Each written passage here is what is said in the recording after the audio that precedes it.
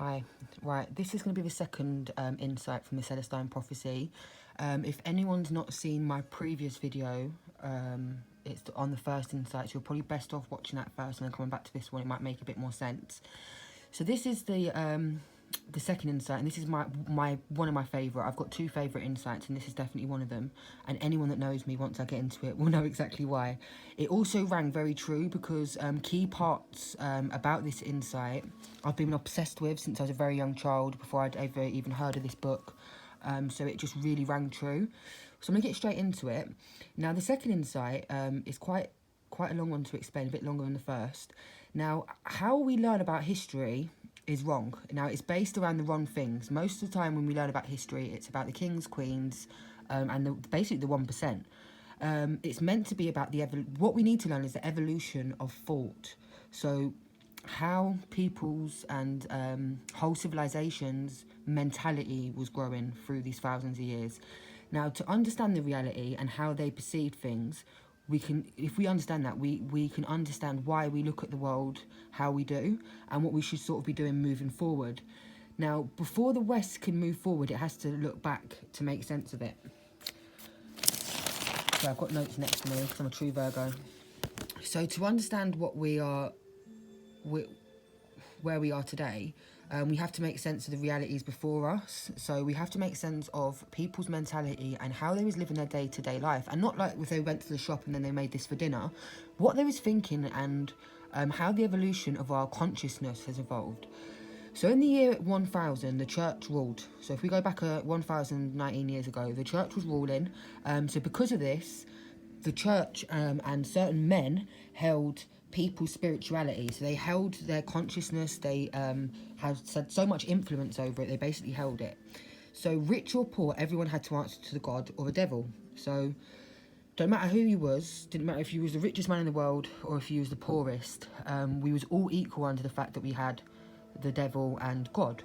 And if you was good, great, God loves you. And if you was bad, you're going to go to hell. What sounds awful and horrific, but it made sense. It made a lot of things make sense.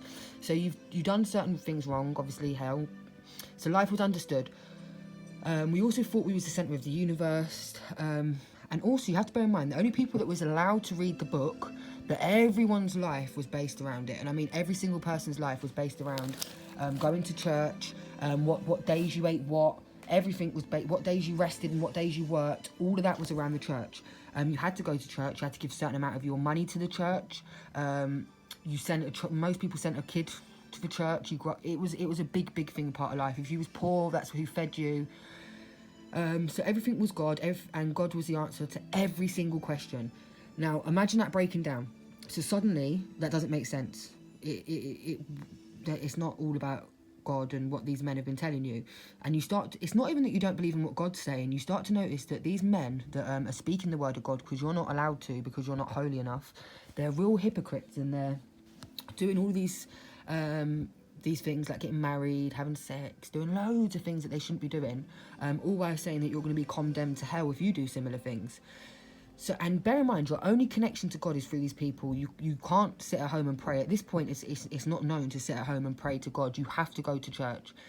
So then in comes Martin Luther and Anne Boleyn, Henry VIII. That whole thing happened, and that's why I said that was my connection. I've always loved Anne Boleyn. I've always felt this strong connection with Anne, and that whole time period. And it's such an interesting time period because so much changed. Just like, I'm from England, and my whole country was changed over that till this day. But what of Henry VIII's reasons were very wrong. But the Martin Luther, I personally would have probably followed him if I was in them days, because his main thing was that people should be able to read the Bible themselves. It should be in English.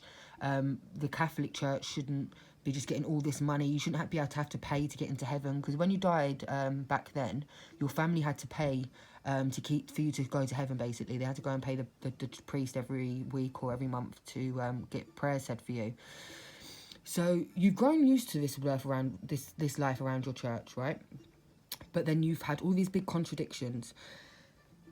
can you imagine how life-shattering that must be, that everything's like a lie? I know it probably don't seem as life-shattering now because we're used to the government for thousands of years lying to us, and we know what the church is like now because it's the age of truth and everything's coming out. But imagine you're suddenly not, literally, like, so in the that was around the 1500s we had the Anne Boleyn stuff and the church changing.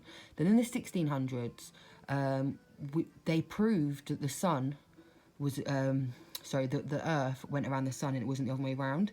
So they basically proved that we are not the centre of the earth. So not only is God not 100% set in stone the way that the church has always taught you and how you've for hundreds of years known, now you're not also the centre of the universe.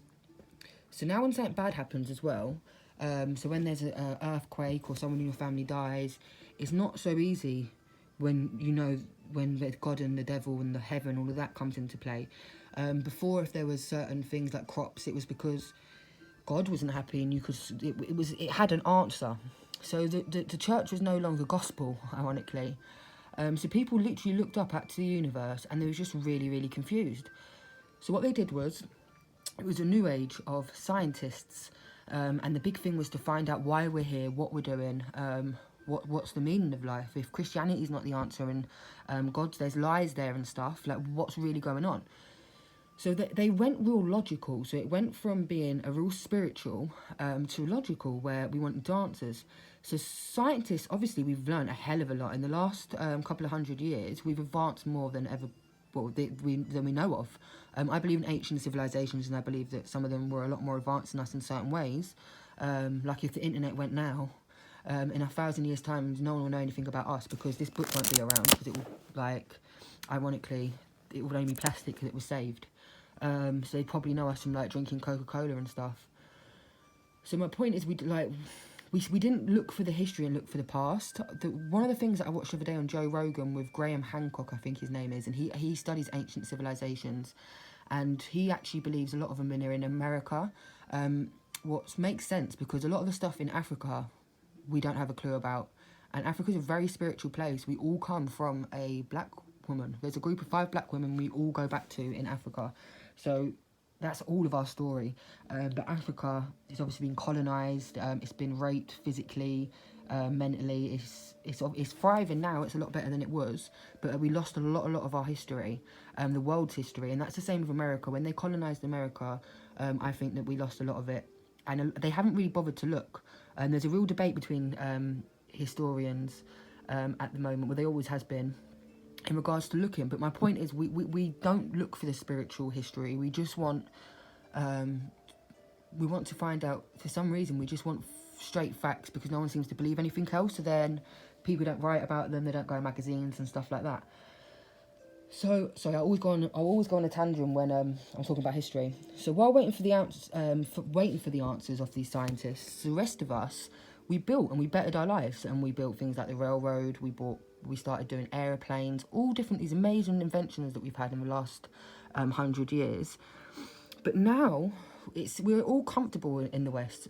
Even like the real poor of us, don't get me wrong, I've been in the breadline myself, and it's hard and it's bad, but it's not the same as you would in certain third world countries where they don't eat for days. We are relatively comfortable in the West.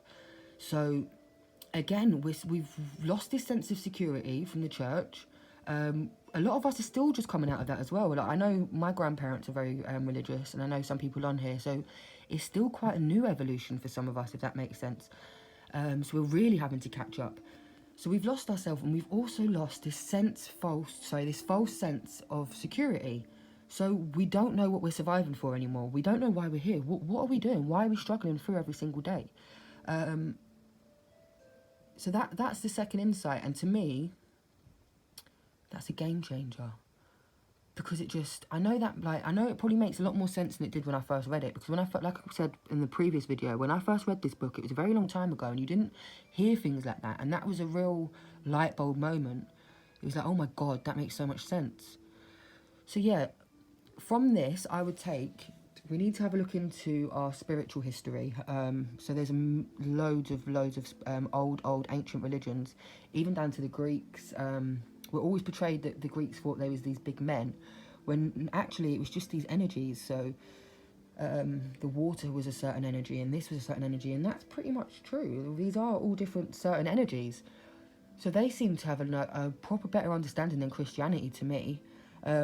So from this, I would say, yeah, I'd have a look into, especially wherever you're from. So I'm Celtic, so I went to Celtic. What's quite hard because it's all by word of mouth, but there is quite a lot of information out there. And also, just using your common sense and just sitting back and really having a good old think and putting things in perspective. So if anyone wants to have a chat about this, or if anyone has anything to add or anything that they got from the second insight when they read it, please feel free to comment below, because this is a subject, like I've said many times before, this is doubly a subject that I love talking about. This is history and this is the Celestine prophecy, so double whammy.